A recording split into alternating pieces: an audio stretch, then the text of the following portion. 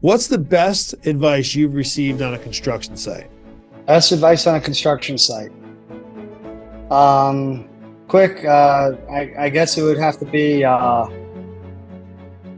suck up to the inspectors. Make sure they're comfortable with you and that they like you, because it really goes a long way. You know, in this construction field, especially on the turnpike and the highway, they have the ability to flip your business upside down or help you, make it happen. And honestly, it really came from asking advice and being vulnerable.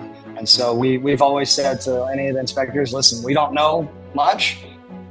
Help us learn, please, and teach us. If you have some good advice or you have a better way, we're willing to listen. We're not going to tell you, no, that's not the way it's done. So yeah, I think just being open and vulnerable and listening and asking questions, because people are typically too prideful to do that, unfortunately. And nobody wants to be wrong or not know an answer, especially these days with how accessible information is. And so they're just too afraid to ask for advice, but asking for advice is a great thing.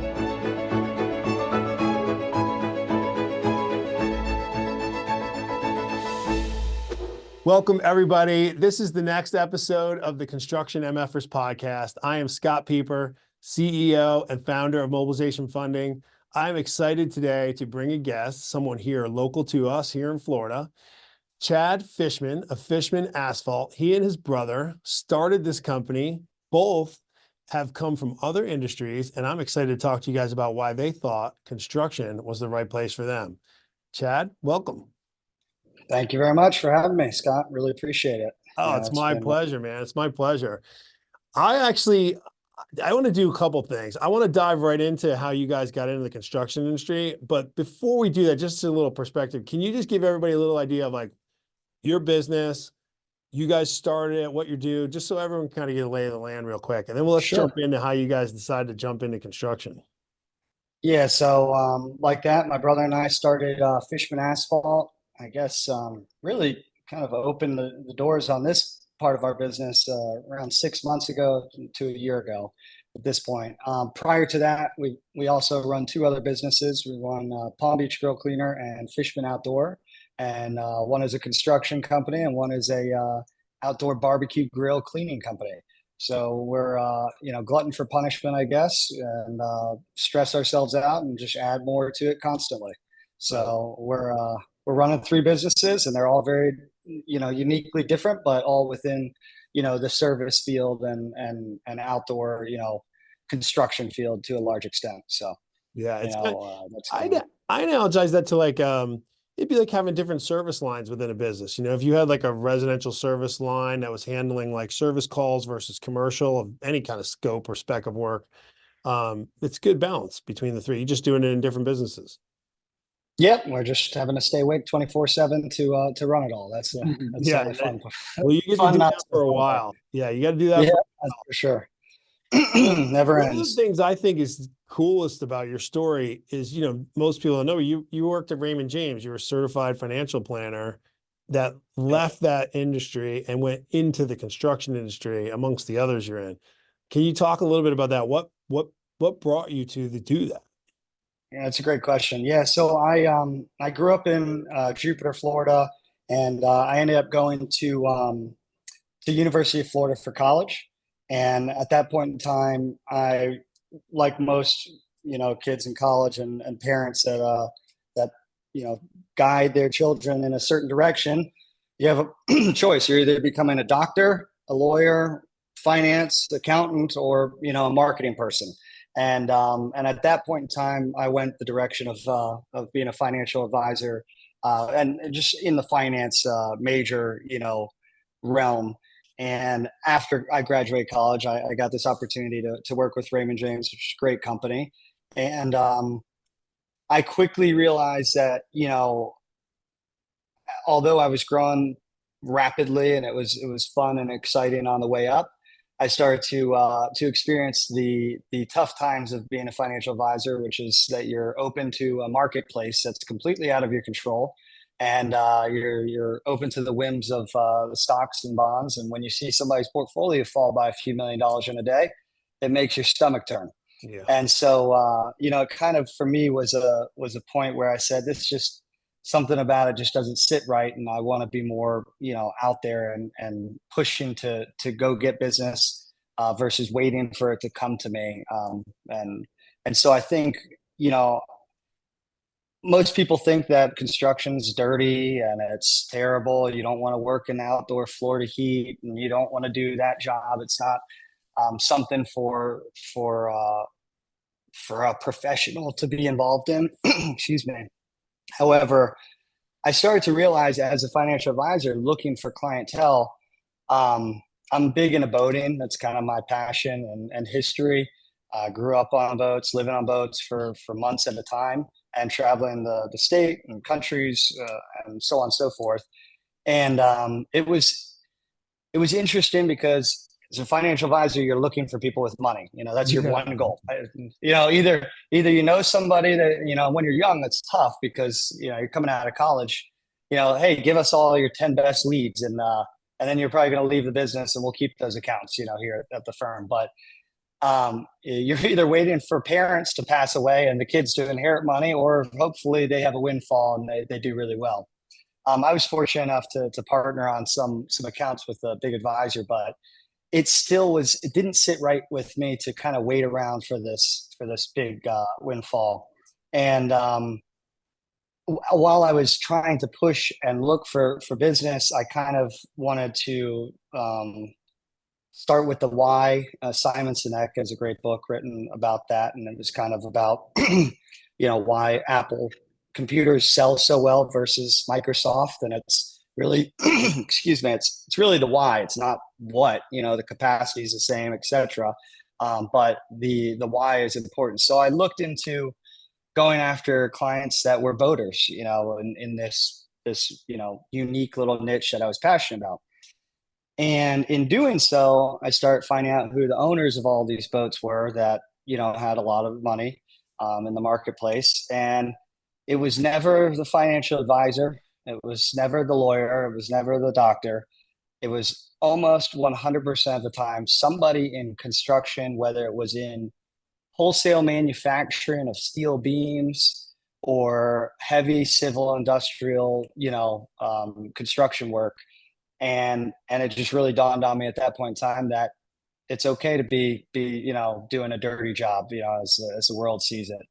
And so it kind of stood out. And I think was it Mike Rowe, I think, has a show, The Dirty Jobs, and now he has a university that he's created to help push kids and the youth into learning about construction and these jobs that like porter potties that you would never think you would want to be involved in, but there's a lot of good lucrative money in it, and it's also a very fulfilling career to grow something that's yours.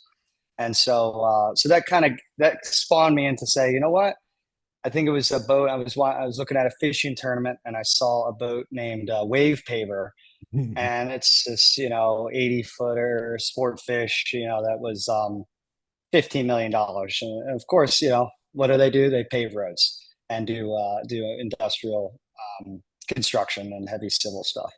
And so it kind of spawned me to jump out. And my brother at the time was running. He had started Palm Beach Grill Cleaner himself with our father, who financed it at the time, and he was just cleaning barbecue grills. This is back in 2010 or 2011, and we were the first ones in the area doing that. And it's a unique niche. The grill cleanings. Not many people want to spend $300, $400, $500 on a grill cleaning, but in this little area of Palm Beach County that we live in, there's a lot of people that do, and it worked. And so it kind of turned from that. It went from, hey, can you clean my grill? Sure. Hey, could you repair my grill? Okay, I could repair it. So I started looking into repairs. Hey, could you replace some parts in the grill? Sure. Could you replace the grill? Okay.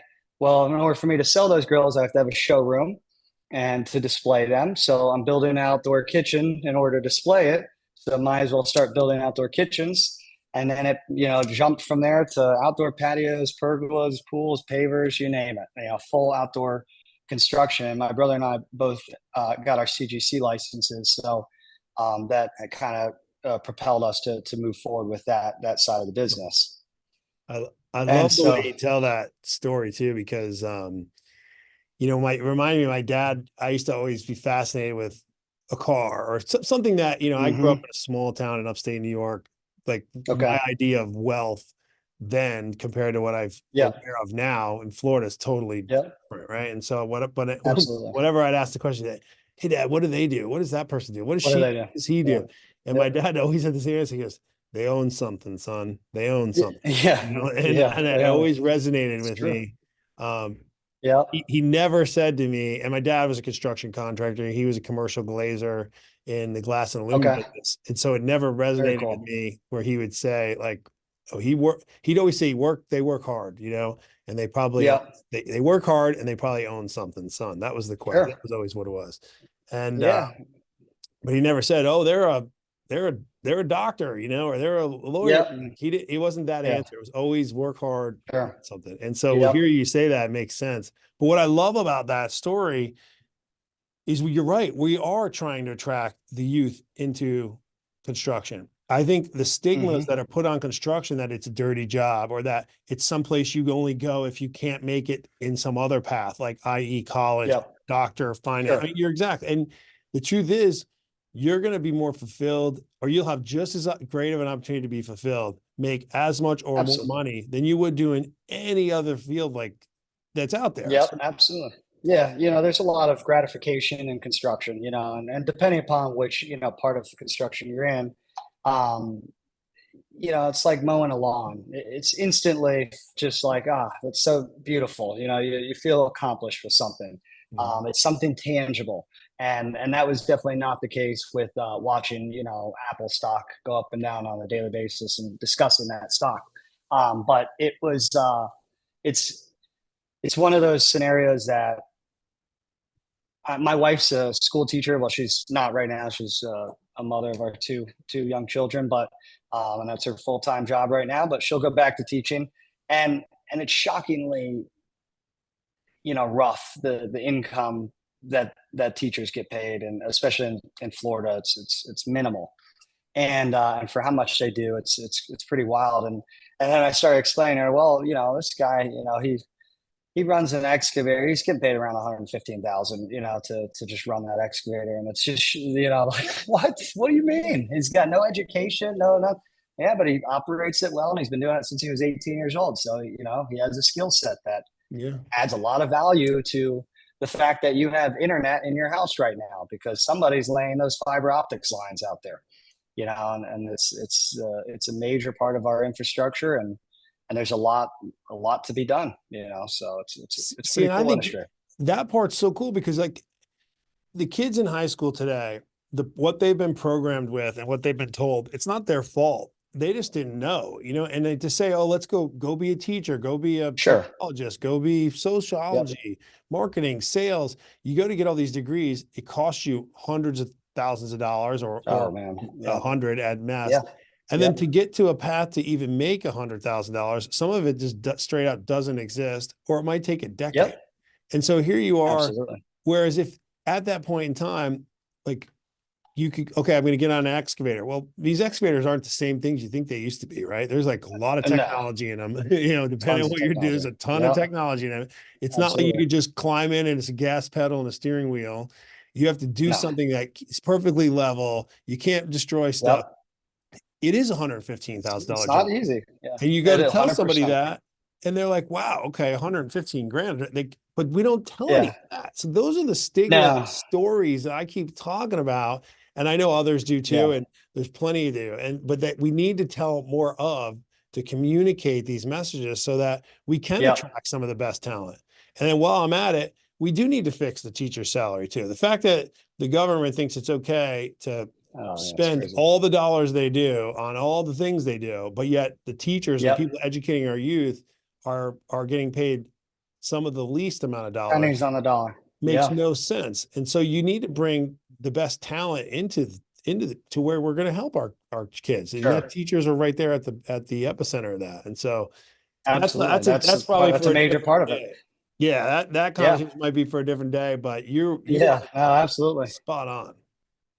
Yeah, So it's interesting that you say that with the teachers too, because like you know, we put together bid packages for schools, and they pay very nicely to the contractors that are doing build outs at the schools, and they don't have any problem approving a $4 million little add-on over here.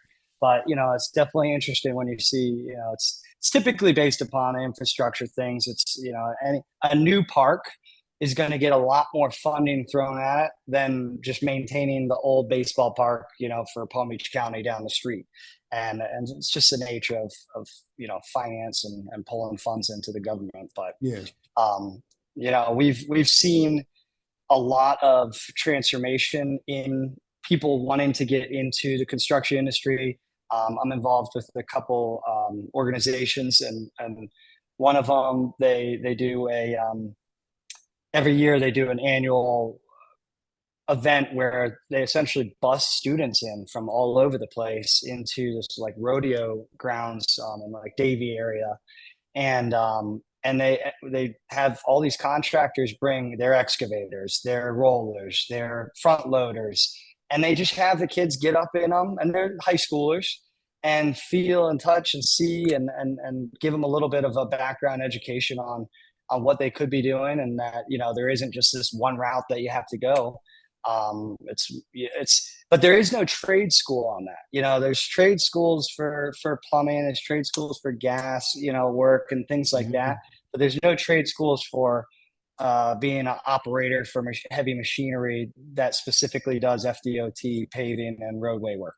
Right. And so that's where we're missing a lot that could be, tapped into there, and it could be really good for the future. I'm not saying we don't need doctors, because we definitely need doctors, Yeah, and we we definitely do. need lawyers, but maybe less lawyers, but doctors are good. So yeah, it's interesting to see the transition, and I think because of technology these days on the internet, and you're seeing and hearing more things, like even through a podcast like this that you may not have seen or known about before, it opens the door to people that may be listening and realize that, yeah, I don't really want to go into finance. Yeah. This may be a path I want to take. So Yeah. you touched on technology, and I want to jump to that for a second, because I know you've been in this business now for 6-7 months, as you said, but you're using technology right out of the gate. You're actually using social media platforms, you're marketing. It's very easy to see what you do, even though you've only been open or around doing this for 6 months, as opposed to someone, Sure. there's businesses that I'm aware of do similar things to your business here in Tampa. They've been around 6 to 10 years, maybe, but you couldn't find them unless you ran into them, saw a vehicle or a truck, or someone told you about them, because there's no way to tell what they've done, where they do. How did you know to use social media? Why did you take that approach? Great question. Yeah, you're right. A lot of companies rest on their laurels, and some of them like to be hidden and don't really want any more business. They may just want to. They're good with maintaining status quo, etc. But for us, it was twofold. So because we were in retail side of business, and we still are doing outdoor kitchens, patios, and grill cleanings, we had to sell. We have to sell. We have to market. We have to push. And you have to have an appeal that's going to be more appealing than the next guy down the street. And it was that really taught us. I mean, we would go to home shows and stand there and perfect our pitch, with thousands of people through a weekend, talking about outdoor kitchens and the characters and the people that you saw at these events. I mean, it was something else. We could have filmed a TV show that was like The Office at this thing. And so we did a bunch of these, and we learned, what is it that, why are you different? What is it that makes you stand out? You sell this, but that's just the product. What is it that you guys offer above and beyond? And it was this need to stand out amongst the competition, as well as our marketing guy, Jacob, who runs Nothing Negative and is fantastic. And his theory was the 3 C's. That's what he focuses on. And the 3 C's are create consistent content. And like you're saying, you may see a website or a company that had a Facebook or has a Facebook page, and they posted 3 years ago. well, it doesn't seem like that company's very alive at this moment, and so it doesn't really give you the feeling of comfort and wanting to buy product from them. And so, with this creating consistent content, we locked in with our marketing guy to come in 3 times a month to just do a video or, a shoot or something. Just 3 days a month, you're going to come in. We'll do a film. We'll film grill clean stuff. We'll talk about the grills. We'll do podcasts and just do something consistently. And then he'll utilize that to post. And whether it's getting a bunch of B-roll and whatnot that he can grab little, pieces off of. It was all important. All of it's important. And these days people look on Instagram and they look on Facebook and they look on all these platforms on Google to see that a company exists. It gives that instant ability of saying, I don't have to prove myself. Here's, customers' reviews. Here are, posts that you can see the work we've done. And you're not having to go through the whole rigmarole of like, hey, have you ever done a job in my neighborhood? I don't trust you until I hear about it, and I want to go talk to that client so I can make sure that you're trustworthy, and so it's a trust thing for sure. It is. So we jumped full in. And by the way, that's how people want to buy. That's how people want to meet people. That's how people want to meet the person they're going to allow in their home to do something, or outside their home, or they're going to share their hard-earned dollars with. They want to know who they are. And it doesn't mean you got to be all over social media saying this is, I just went to the bathroom, or I'm going up the stairs now. I'm going downstairs. I mean, no, it just means you need to show what you're doing.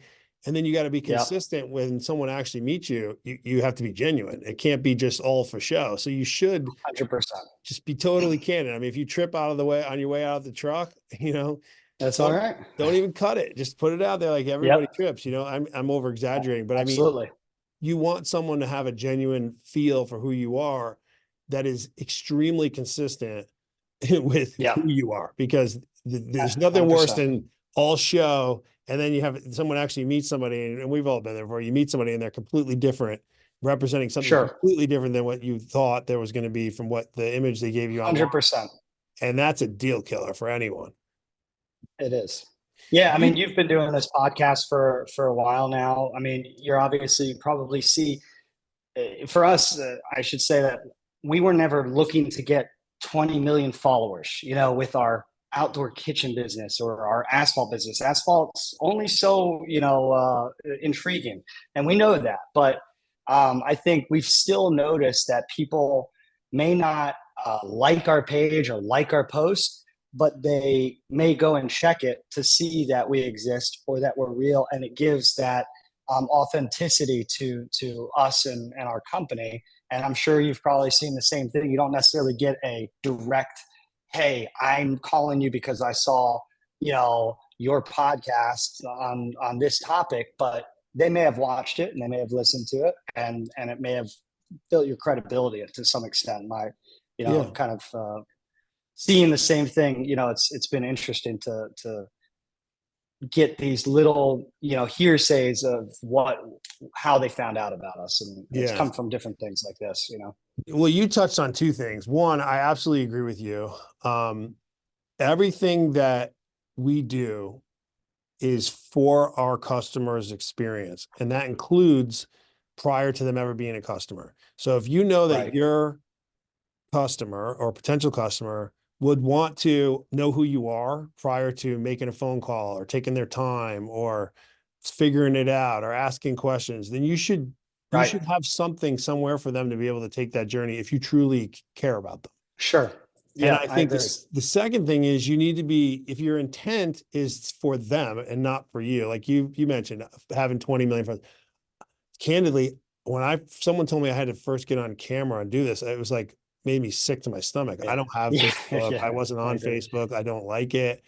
Want to be talking about it. I'd rather hide and sit, candidly. And now someone, easy for you to say you're all over the place on LinkedIn or YouTube. Okay. Yes. But the reason I did it and the reason we do it is for the intent to help other people, not for me. I don't even care how many people download the podcast or don't. And to your point, that was my second point, is you nailed it. I do hear anecdotally, hey, I really appreciate you putting that podcast out. It helped me I didn't make this mistake, or I helped. Absolutely. That episode with Yeah. so-and-so was great. I saw it. You hear it anecdotally. They may never liked it. They may not even show up in the Yep. download somewhere that I would see, but Sure. it helped them. And that's all I ever It want to do, does. is help one person at a time. Yeah, and for you too, you know, some days we've really felt like we're a broken record, and I think with sales and being in this, like, we have a showroom, and for a long time we accepted walk-ins, and then we had to stop that because it was like, all right, we can't even keep up with all these people coming in, especially during COVID when everyone went an outdoor kitchen patio because they all sat at home just looking at what they could do.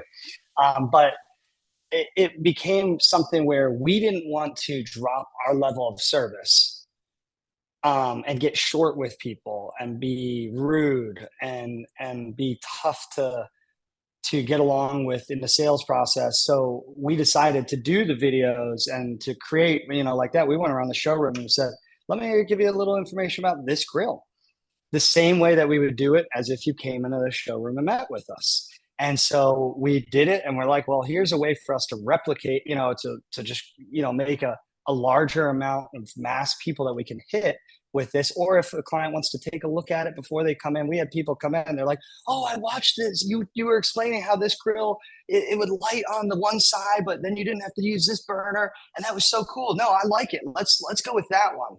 And it was like, oh, wow, the sale is made, you know, Yeah. and I didn't have to do anything, even though we did it.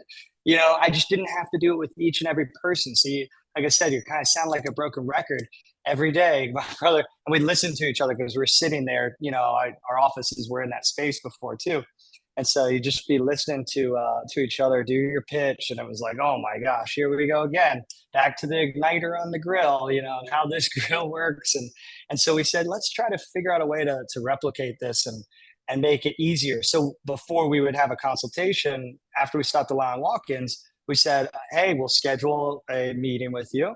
And we're going to send you an email with a confirmation of that, with also a series of videos.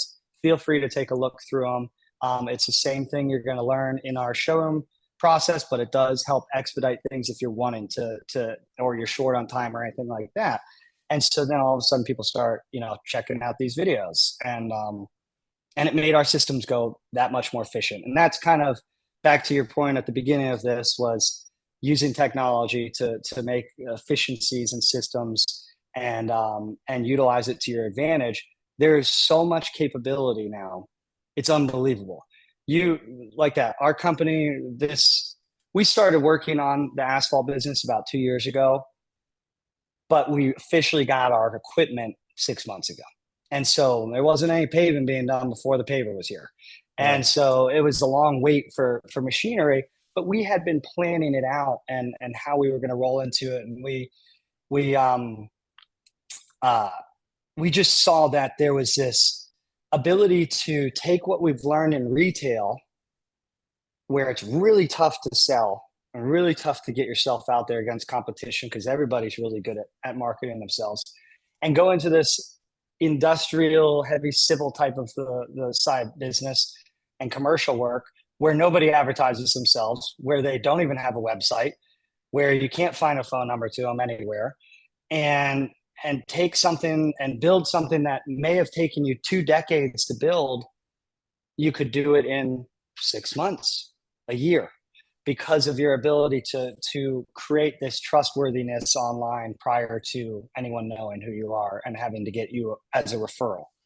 Our third contract that we booked, you know, was the Florida Turnpike, and that was because we put ourselves out there very rapidly and quickly, and we were honest, and we told the guys that we're working with, that we said, we've never done this before, but that doesn't mean we can't, and we believe that we can, and we have all of the brains and the resources to figure out a way to make sure that this job is done efficiently and all the way through to its fullest capacity.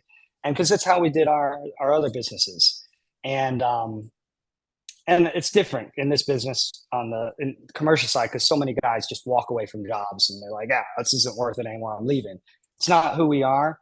And I think creating that authenticity through the online platforms, you know, helps show that for everybody. And, so, and you know what's funny too, and you brought this up now a couple times.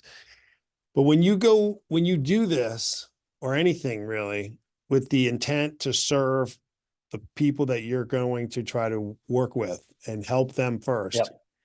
there's a lot of gifts that come that later that you don't Absolutely. necessarily anticipate. And one of those gifts Yep. is exactly what you said. The actual sales process that you might otherwise have spent an enormous amount of time trying to master and Yep. be an expert at and even manipulate, you don't do. Right. Now you're just No. have a relationship with someone. You gave and served and helped them and educated them Yep. in a way that you didn't expect anything in return. And you didn't ask them to like give you an email, give me an appointment. You must come in and see me. Yep. You bring your wife too, or bring your husband too, because you only make buying Sure. decisions. You didn't put all this extra pressure on them. No. You just said, Yep. here's all the information, let them make their own call. Then they come in. And then your gift is it's easier, or perception Yep. easier, but you did the work, but it's 100%. the actual execution It's is easier. different. It doesn't feel like it. Yeah, Yeah, and absolutely. You're totally they right. trusted you, and that's the best. That is the best part. Yeah.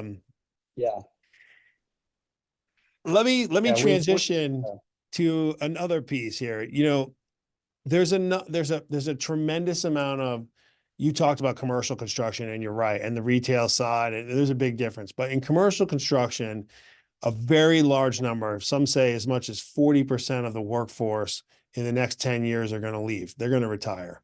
And we're Yep. going to need to fill that void with a new force, a new workforce, a new labor force. We talked a Yeah. little bit about high school students and educating them, and we talked about what's going to happen next and kind of ways to present that.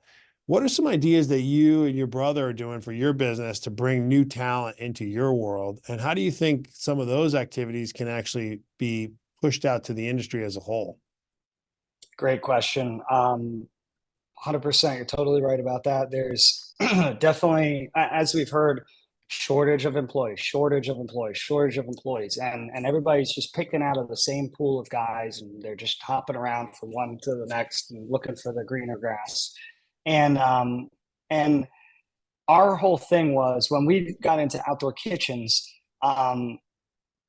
If you were to go on Indeed.com and look up outdoor kitchen jobs, that does not exist.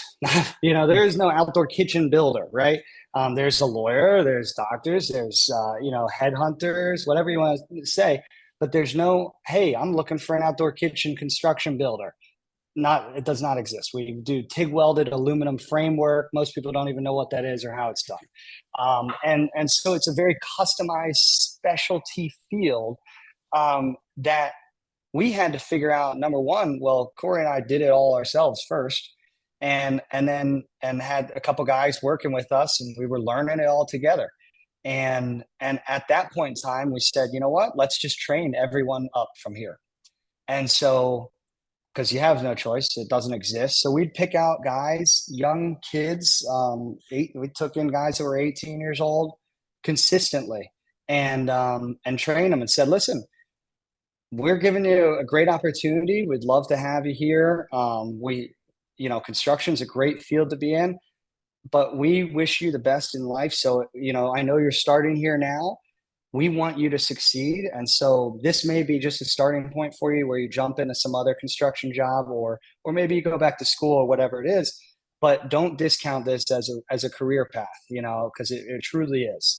And so we train kids that were, really young, and we train them, most importantly, in our thought was in our way, the way that Corey and I wanted to run the business, the way that we want to present ourselves, and the way that we want it to come across to our clients in being, professional and see the job through, and don't, hang out and sit in their furniture in the backyard and smoke cigarettes on their patio. There's a different thing. So we wanted to, yeah, so we wanted to create this, which we have had that.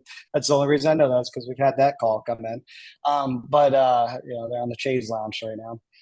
So we figured out how we wanted to approach the business, and then we wanted to train from there on up, because and I'm saying this because we're transitioning into this new business now. You can find asphalt paving crew You can find roller operators, you can find skid steer operators, dump truck drivers, CDL licensed drivers. Those all exist. Those are professions that people, although it's a diminished field and we need a lot more of them, there's a lot more of those guys than there are outdoor kitchen builders. And so we've had to figure out, well, okay, let's bring in some guys that really know their stuff. And we've got a fantastic team, and we couldn't be happier with our crew. And we have guys that have been paving for as little as, 5, 10 years and as much as 50 years. And are still out in the field working with us. Mm-hmm. And it's excellent. But we also wanted to take that and say, all right, guys, like we're bringing you on, and we want, guys that are experienced in all this, but we also want you to be open to training other guys. We don't want you just saying that that's your job and you're stuck in that job forever. You're going to be doing the rake for the rest of your life behind the paver. We wanted guys that were going to be willing to kind of jump in full head on and be okay with working and training people that in many historic references, people look at that and say, I'm not going to train somebody. That guy's going to take my job. I don't want to do that. There's no incentive for me. But we are creating in as many ways as possible an environment where people feel like everybody can flourish, everybody can do different roles, everybody should learn and be okay with learning. And so we've decided to take that, okay, train other people, that's fine, but how can we replicate that? How can we turn it into something that we can grow? And that would be through videography. So what we're doing now is we're going to start with video training programs through this and using our guys and our crews so that when we can bring some young guys up, train them in the ways that we'd like the business to see, run and how they'd like to present themselves in the field. Instead of getting guys in that rest on their laurels or are stuck in old bad habits and don't want to change. And so, we've seen the ability to utilize that technology through creating video training programs and rapid ones. It doesn't have to be the one that you'd watch in the 1980s in the cassette, in the school classroom talking about, this manufacturing plant of cars. We want it to be more modernized, quick video clips, things that you can quickly reference, say, hey, how do I do the screw on the paver? Boom, quick video, because there's nothing like that exists out there. They're very generic videos, if any.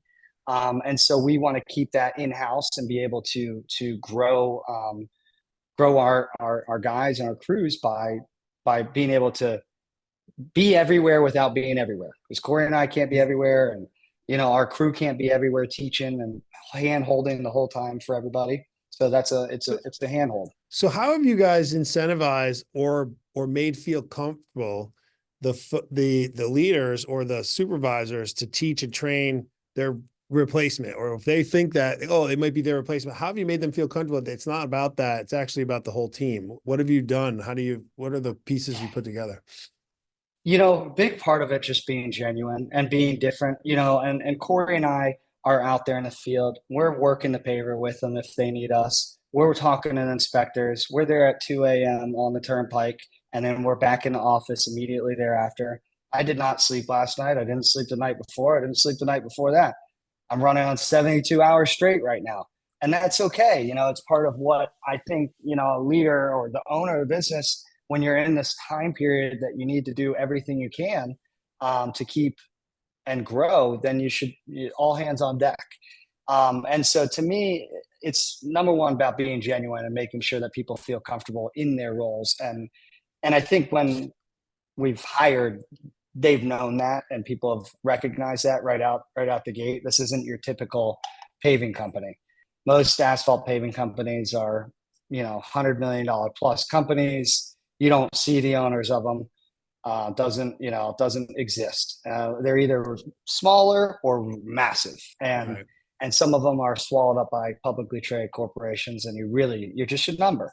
And so our whole thing is, the more money we make, the more money you make. The more we grow, we share. We always have. We've always increased salaries consistently, and we've always let people know that if you're willing to learn, we're willing to pay for it. If you're willing to grow, we're willing to have you grow with us. If you're here for a job, this is the wrong place for you. The paycheck, this is the wrong place for you.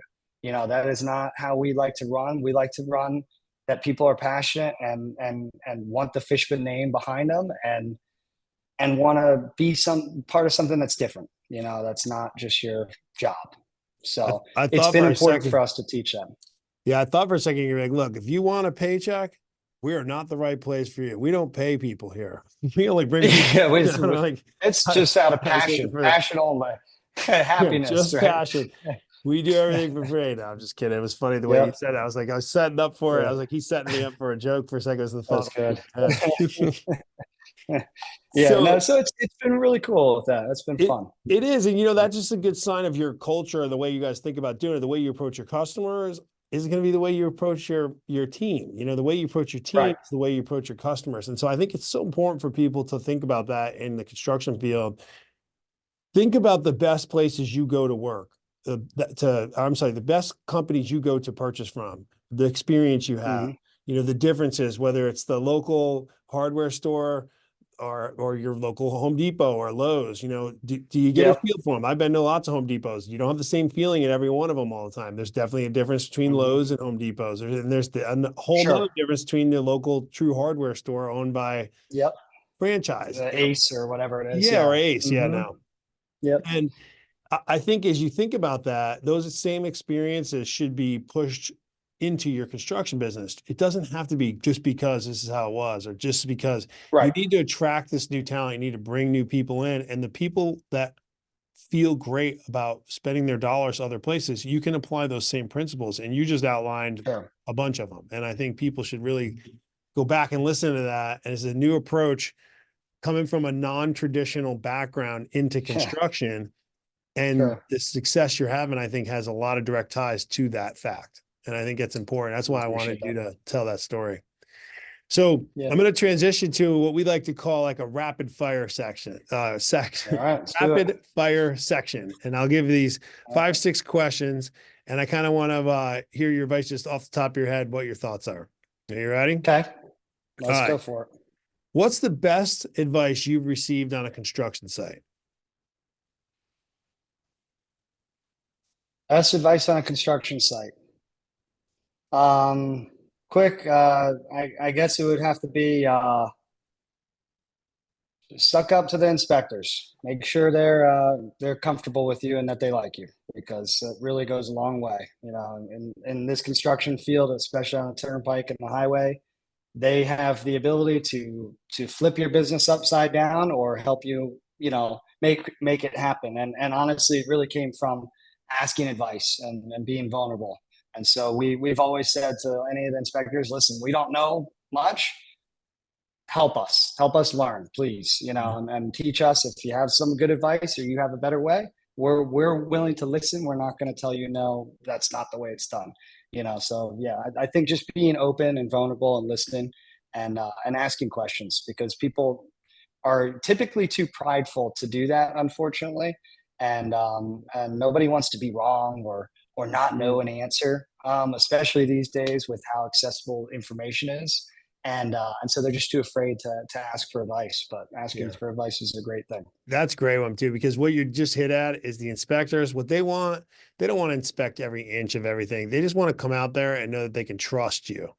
And by 100%. you doing what you said, that gives them that comfort level to do it. And then they'll spot check, of course, and do what they need to do. But if they don't trust you, they're going to find something. They're going to be, they're going to look for it. Agreed.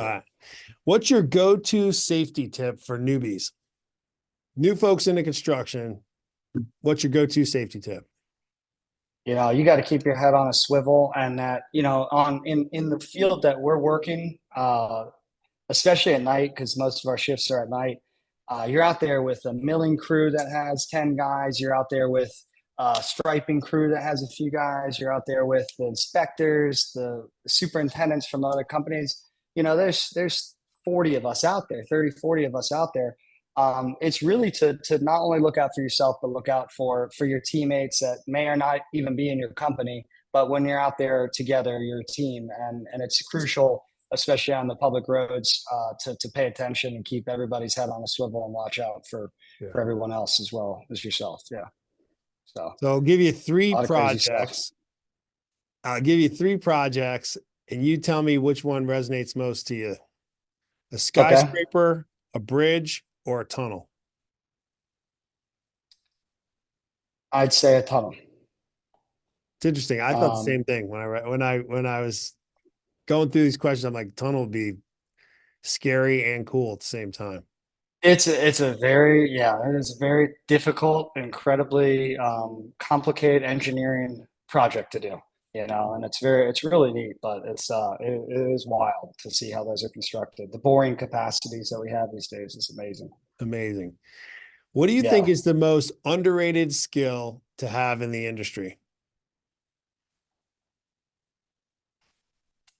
I'd say the willingness to learn, and people just don't think about that. They when you're hiring, everybody wants to have somebody that knows it all immediately. But quite frankly, I think if somebody's willing to learn, that's way more important than somebody that knows it all. 100%. I agree with that. Yeah. Last one. If you could be awarded your dream job, what would that job be? That's a good question. What would be a dream job?